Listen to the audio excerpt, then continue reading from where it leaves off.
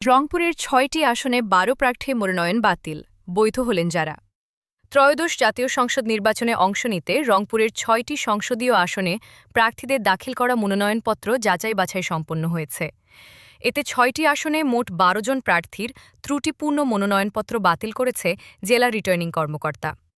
মনোনয়নপত্র বাতিল হওয়া প্রার্থীরা হলেন রংপুর ১ গঙ্গাচড়া ও আংশিক সিটি কর্পোরেশন আসনে জাতীয় পার্টির প্রার্থী ব্যারিস্টার মঞ্জুম আলী, রংপুর ৩ সদর ও সিটি কর্পোরেশন আসনে বাংলাদেশের সমাজতান্ত্রিক দলের মার্ক্সবাদী আনোয়ার হোসেন বাবলু ও বিএনপির মনোনয়নবঞ্চিত স্বতন্ত্র প্রার্থী রিটা রহমান, রংপুর ৪ পীরগাছা কাউনিয়া আসনে স্বতন্ত্র প্রার্থী শাহ আলম বাশার, মোহাম্মদ জয়নুল আবেদিন ও জাতীয় পার্টির আনিস রুহুল মোহাম্মদ আব্দুস ছালাম, রংপুর ৫ মিঠাপুকুর আসনে আমার বাংলাদেশ এবি পার্টির মোহাম্মদ আব্দুল বাছেত মারজান ও স্বতন্ত্র প্রার্থী খন্দকার মুকিত আল মাহমুদ, রংপুর ৬ আসনে বাংলাদেশের কমিউনিস্ট পার্টির সিপিবি মোহাম্মদ কামরুজ্জামান, স্বতন্ত্র প্রার্থী খন্দকার শাহিদুল ইসলাম, এসএম শাহজামান রওশন এবং তাকিয়া জাহান চৌধুরী। শনিবার ৩ জানুয়ারি সকাল ১০টা থেকে বিকেল ৪টা পর্যন্ত রংপুর জেলা প্রশাসকের সম্মেলন কক্ষে রংপুর ৫, রংপুর ৬ আসনের প্রার্থীদের জয় মনোনয়নপত্র বাছাই করেন রিটার্নিং কর্মকর্তা ও জেলা প্রশাসক মোহাম্মদ এনামুল আহসান। এ সময় তিনি জানান, রংপুর জেলার ৬টি সংসদীয় আসনে ৫৬ জন প্রার্থী মনোনয়নপত্র দাখিল করেন। এতে যাচাই বাছাইয়ে বৈধ প্রার্থী হন ৪৪ জন।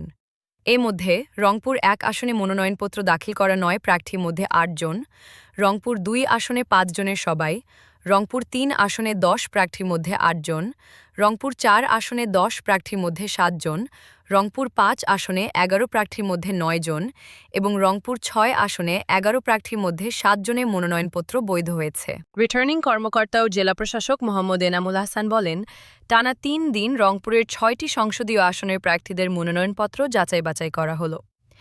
এই কার্যক্রমে যাদের মনোনয়নপত্র বাতিল হয়েছে তারা নির্বাচন কমিশনে আপিল করতে পারবেন। আমি আশা করব প্রার্থীরা নির্বাচনী আচরণবিধি মেনে তাদের কার্যক্রম চালিয়ে যাবেন। এর আগে বৃহস্পতিবার ১ জানুয়ারি রংপুর ১ ও রংপুর ২ এবং শুক্রবার ২ জানুয়ারি রংপুর ৩ ও রংপুর ৪ আসনে প্রার্থীদের দাখিলকৃত মনোনয়নপত্র যাচাই বাছাই করা হয়।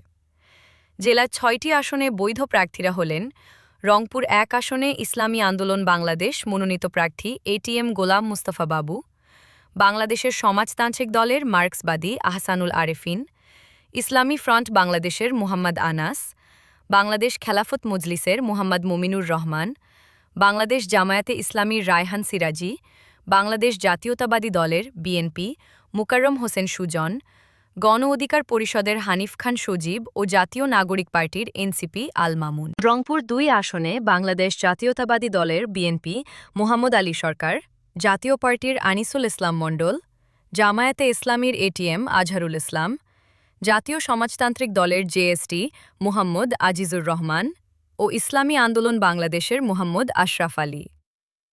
রংপুর ৩ আসনে বাংলাদেশ সমাজতান্ত্রিক দলের বাসদে আব্দুল কুদ্দুছ, ইসলামী আন্দোলন বাংলাদেশের মোহাম্মদ আমিরুজ্জামান পিয়াল, খেলাফত মজলিসের তৌহিদুর রহমান মণ্ডল, বাংলাদেশ জাতীয়তাবাদী দলের বিএনপি শামসুজ্জামান শামু, জাতীয় পার্টির জিএম কাদের, বাংলাদেশ জামায়াতে ইসলামীর মাহবুবুর রহমান বেলাল, বাংলাদেশ খেলাফত মজলিসের মোহাম্মদ নূর আলম সিদ্দিক ও স্বতন্ত্র প্রার্থী তৃতীয় লিঙ্গের মুছাম্মদ আনোয়ারা ইসলাম রানী।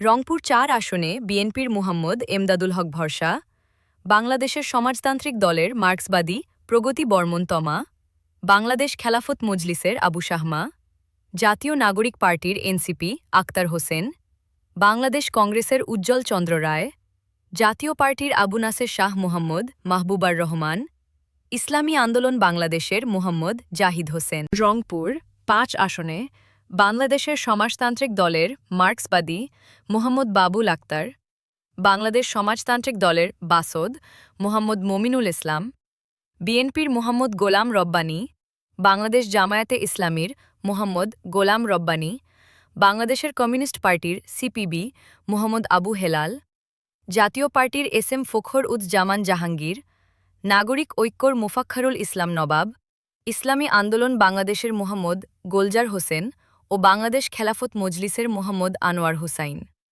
রংপুর ৬ আসনে বিএনপির মোহাম্মদ সাইফুল ইসলাম, বাংলাদেশ খেলাফত মজলিসের মুহাম্মদ মাহবুবুর রহমান বুবুর রহমান, ইসলামী আন্দোলন বাংলাদেশের সুলতান মাহমুদ, বাংলাদেশ জামায়াতে ইসলামীর মুহাম্মদ নুরুল আমিন, জাতীয় পার্টির মুহাম্মদ নূর আলম মিয়া, আমার বাংলাদেশ এবি পার্টির মুহাম্মদ ছাদেকুল ইসলাম ও স্বতন্ত্র আবু জাফর মোহাম্মদ জাহিদ।